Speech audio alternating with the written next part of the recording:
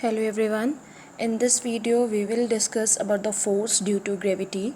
Okay, so in order to define force due to gravity we need to understand first the concept of gravity. Is that clear? Okay, now we know that everybody in the universe is attracted by a force. Okay, let us consider this be an astronaut and this be an apple. और अगर हम universe में इस astronaut और Apple को भी consider करते हैं तो आपको पता है यूनिवर्स में सारी बॉडी एक दूसरे पे फोर्स एक्सर्ट करती है. लाइक ये एस्ट्रोनॉट इस एप्पल को भी अट्रैक्ट कर रहा होगा और ये एप्पल इस एस्ट्रोनॉट को भी अट्रैक्ट कर रहा होगा. ठीक है, तो ये जो दोनों एक दूसरे को अट्रैक्ट कर रहे हैं that is because of a force which is known as gravitational force. Now if I take about the astronaut and earth, ठीक है, लेट अस कंसिडर दिस भी object 1 and this is object 2 और ये दोनों भी एक दूसरे को अट्रैक्ट कर रहे हैं भाई. तभी तो क्या होता है कि हम सारी चीज़ें जब हम ग्रेविटी का कॉन्सेप्ट पढ़ते हैं तो हम हमेशा अर्थ को क्यों लेते हैं कि everything is attracted toward the centre of the अर्थ. लेकिन ऐसा नहीं है कि सिर्फ अर्थ ही एक ऐसा चीज़ है जिसको हम ग्रेविटी को अंडरस्टूड करने के लिए सिर्फ कंसिडर कर सकते हैं. But basically earth is are habited. So हम अगर किसी चीज़ को एक्सप्लेन करना चाहते हैं तो we consider earth as the best example. But that is not true कि सिर्फ ग्रेविटी को हम अर्थ के कंसेप्ट में ही समझ सकते हैं. Is that clear?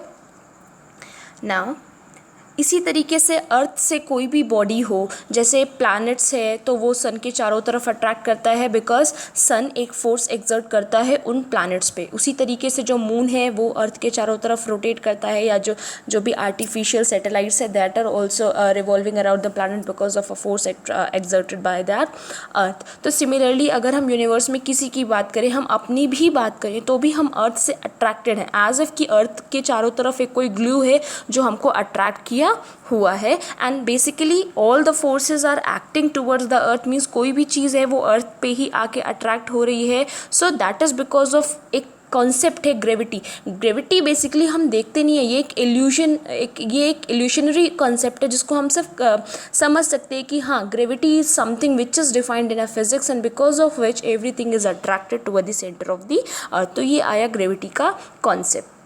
ठीक है, तो ग्रेविटी से कंसेप्ट आया acceleration due to gravity. Acceleration due to gravity का क्या मतलब होता है? ग्रेविटी ये कहती है कि अर्थ के सेंटर पे हर चीज़ अट्रैक्ट होती है. अब एसेलरेशन ड्यू टू ग्रेविटी क्या है? अगर आप कोई भी बॉडी ऊपर से ड्रॉप करा रहे हो, किसी सर्टेन हाइट से कोई भी बॉडी आप ड्रॉप करा रहे हो, तो वो बॉडी जैसे जैसे नीचे आती जाएगी तो उसके स्पीड में कुछ एक्सेलरेशन होगा, कुछ वेलोसिटी में उसके चेंज होगा. ठीक है, तो ये जो वेलोसिटी में चेंज हो रहा है इसके कारण ही, और हम समय के साथ साथ जो वेलोसिटी में चेंज होता है उसको हम एक्सेलरेशन डिफाइन करते हैं. ठीक है, तो ये जो बॉडी नीचे आते वक्त एक्सेलरेट हो रही है और नीचे आ रही है and is getting attracted toward the center of the earth because of the gravity. अब ग्रेविटी के कारण ये एक्सेलरेशन हो रहा है भाई. अगर अर्थ नहीं खींचती अपनी तरफ तो शायद बॉडी में कोई वेलोसिटी में चेंज नहीं आता, बट इस ग्रेविटी के कारण जो बॉडी एक्सेलरेट कर रही है that is known as acceleration due to gravity. और जब ये ऑब्जेक्ट अर्थ की तरफ फॉल होती है और अर्थ क्या होती है, हर ऑब्जेक्ट पे ग्रेविटेशनल फोर्स लगा रही है, तो हम ये कहते हैं कि उसी बॉडी को हम फ्री फॉल बॉडी कहते हैं. जो बॉडी अर्थ की तरफ आ रही होती है from a certain height when it is drop down and on which the earth is exerting a gravitational force, that particular body is considered as free fall. अब यहाँ force of due to gravity का क्या concept है आपको पता है. इससे पहले लेक्चर में फोर्स, ग्रेविटेशनल फोर्स आपने पढ़ा था जी, दो बॉडी का मास अपॉन आर स्क्वायर. ठीक है, सो अब हम यहाँ कैपिटल एम जो है इसको मास ऑफ द अर्थ ले रहे हैं, आर को रेडियस ऑफ द अर्थ ले रहे हैं, और ये जो एम है ये किसी और बॉडी का मास है जिसको हमने 1 किलोग्राम ले लिया. ठीक है, अब फोर्स निकालना है. जी की वैल्यू कांस्टेंट होगी 6.67 into 10⁻11. Mass of the earth दिया हुआ है और स्मॉल एम, ये स्मॉल m 1 है and this radius is already given. So after the calculation we have 9.8 newton. ठीक है, ये मतलब ये जो फोर्स है जिस फोर्स के कारण अर्थ किसी भी चीज़ को अपनी तरफ अट्रैक्ट करता है तो वो फोर्स कितने मैग्नीट्यूड का होता है? 9.8 न्यूटन. इतना फोर्स वो अर्थ एक्सर्ट करता है उस बॉडी पे, तब वो बॉडी उसकी तरफ अट्रैक्ट होती है. Now next is we need to understand the relation between acceleration due to gravity. Acceleration due to gravity को आप represent करते हैं small g से. Means जब body नीचे आ रही होती है उस समय जो body में acceleration develop होता है that is known as acceleration due to gravity, which is represented by small g, and universal gravitational constant that is represented by capital G. अब हम दोनों में relation consider करते हैं. So now let us consider जो small m है ये किसी body का mass है, g है acceleration due to gravity. Gravity को हम अर्थ के रिस्पेक्ट में कंसीडर कर रहे हैं, देयरफॉर कैपिटल m को हम मास of the planet, planet means earth he consider कर लीजिए. r भी the radius of the planet means radius of earth he consider कर लीजिए. g यूनिवर्सल ग्रेविटेशनल कांस्टेंट है जिसकी एक फिक्स वैल्यू है. अब आपको न्यूटन सेकेंड लॉ से फोर्स का फॉर्मूला पता है, मास इंटू एक्सेलरेशन. अब हम यहाँ एक्सेलरेशन ड्यू टू ग्रेविटी की बात कर रहे हैं, इसका मतलब हम a की जगह पे स्मॉल g रख देंगे. ठीक है, और ये तो हमको न्यूटन सेकेंड लॉ से मिला, और ग्रेविटेशनल से सेम फोर्स का फॉर्मूला आपको G capital M small M upon R square मिला. भाई दोनों फोर्स है, एक की वैल्यू फोर्स से की ये है, एक की वैल्यू ये है, तो अब जब ये दोनों फोर्स इक्वल हैं तो ये दोनों वैल्यूज़ भी इक्वल होंगी. अब इन दोनों वैल्यूज़ को आपने इक्वल कर लिया. This is equation 1, this is equation 2. Now by equalising both the equation आपके पास क्या आ गया, small M G is equals to G capital M small M upon R square. ये स्मॉल एम कैंसिल हो गया क्योंकि यहाँ भी ये जो स्मॉल एम है that is a mass of a body. So basically we have small G is equals to capital M upon R square. Okay, this is a relation of acceleration due to gravity and gravitational constant. Okay, so basically जो value है G की वो depend करती है किस पे, mass of planet पे, mass of planet पे, बॉडी पे नहीं, मास ऑफ प्लैनेट पे, एंड द साइज और the radius of the planet. क्योंकि small G is equals to capital G M upon R square आया, इसका मतलब ये जो कैपिटल एम था ये किसी प्लैनेट का मास था, जो रेडियस है वो किसी प्लैनेट का रेडियस है. स्मॉल एम नहीं है, स्मॉल एम किसी बॉडी का कहोगे. ठीक है, बॉडी का मतलब होता है जो बॉडी अट्रैक्ट हो रही है वो स्मॉल एम से उसका मास रिप्रेजेंट करते हैं, और जो ग्रेविटी लगा रहा है उसको हम कैपिटल एम से डिनोट करते हैं. इज दैट क्लियर ना? जब आपने इक्वेशंस ऑफ मोशन पढ़ा है, दैट इज पहला इक्वेशन है v is equals to U plus A T. Okay, and then s is equals to ut plus half at square. Third one is v square is equals to u square plus 2as. ठीक है, अब अगर आप इस a की जगह आप acceleration due to gravity को कंसीडर करेंगे तो जहाँ जहाँ a लिखा है वहाँ वहाँ क्या हो जाएगा, g. वहाँ क्या हो जाएगा, g. और जिस तरीके से हम इक्वेशन ऑफ मोशन में डिस्टेंस कवर अप करते थे, यहाँ पे जब बॉडी फ्री फॉल हो रही है, गिर रही है, तो वो डिस्टेंस की जगह हाइट कवर अप कर रही है. Is that clear? सो अगर एक बॉडी ऊपर से नीचे आ रही है तो वो एक हाइट को कवर अप कर रही होगी और उसमें कोई एक्सेलरेशन हो रहा होगा ग्रेविटी के कारण. देयरफॉर ये जो इक्वेशन ऑफ मोशन है ये चेंज हो जाएगा. That is v is equals to U plus A T की जगह G T. s is equals to U T plus half A T square की जगह s की जगह h लिखेंगे क्योंकि वो हाइट कवर अप कर रही है, U T plus half G T square. And the third one is v square is equals to U square plus 2gh. These are the three equations of a body, three equation of motion जब एक body free fall होती है और उसके पास कोई initial velocity भी होती है.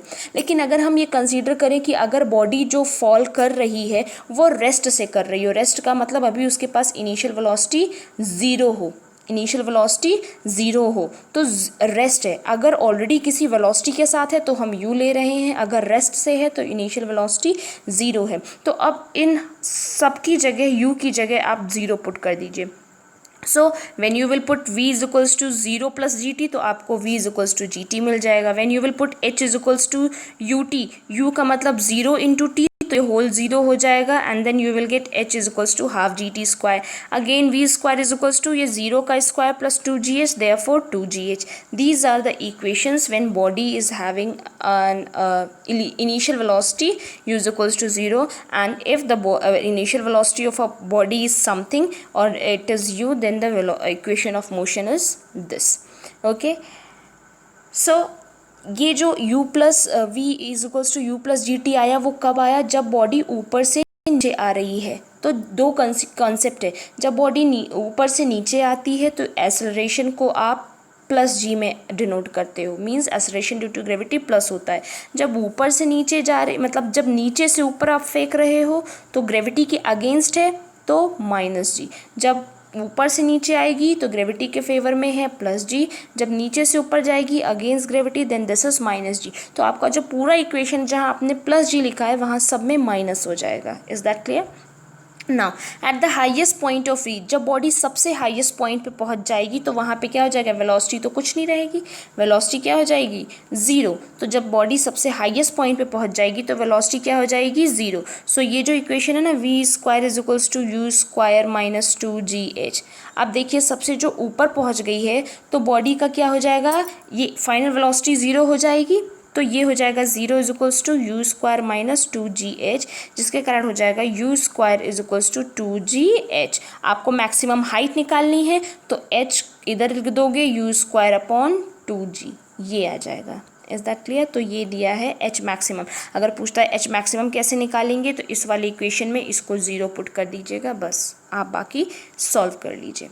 ठीक है, अब आपको निकालना है टाइम टेकन। अगर आपसे पूछता है टाइम टेकन निकालिए तो आप टाइम कैसे निकालेंगे, टाइम कैसे निकालेंगे, we have V is equals to U minus G T.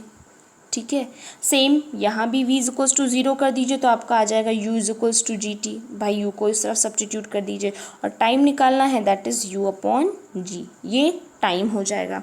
सो ये u is equals u upon G is equals to time. ठीक है, और सेम टाइम, जितना टाइम जाने में लग रहा है उतना ही टाइम आने में लगेगा, तो टोटल टाइम क्या हो जाएगा, जाने वाला time u plus G plus आने का टाइम u प्लस जी, तो u plus G will give you 2ug। ठीक है, is that clear? And total distance क्या हो जाएगा, जितनी हाइट वो ऊपर जा रहा है, अगर टोटल टाइम और टोटल डिस्टेंस पूछता है, अगर टोटल डिस्टेंस पूछता है तो h मैक्स आपका क्या आया था, यू स्क्वायर अपॉन 2g। ठीक है, अभी जितना हाइट आप ऊपर गए उतनी ही हाइट आप नीचे आओगे, तभी तो टोटल डिस्टेंस कवर अप होगी। भाई आप कितना गए, तो जितना आप ऊपर चढ़े उतना ही आप नीचे आ रहे हो, दोनों की हाइट सेम है, that is 2u square upon 2g। 2 से 2 कैंसिल हो गया, you will get u square upon G, ये टोटल डिस्टेंस है। आपने h मैक्स को 2 बार प्लस कर दिया क्योंकि हाइट आने जाने की सेम हुई, मतलब एक बार U square upon 2g plus U square upon 2g, और टोटल टाइम भी सेम इसी तरीके से आपको 2t करके निकालना है। Is that clear? Okay, so now start reading the content from the book, and I think in our next video we will be dealing with the last topic of the chapter. So please, I humble request you all to kindly complete your notes as soon as possible.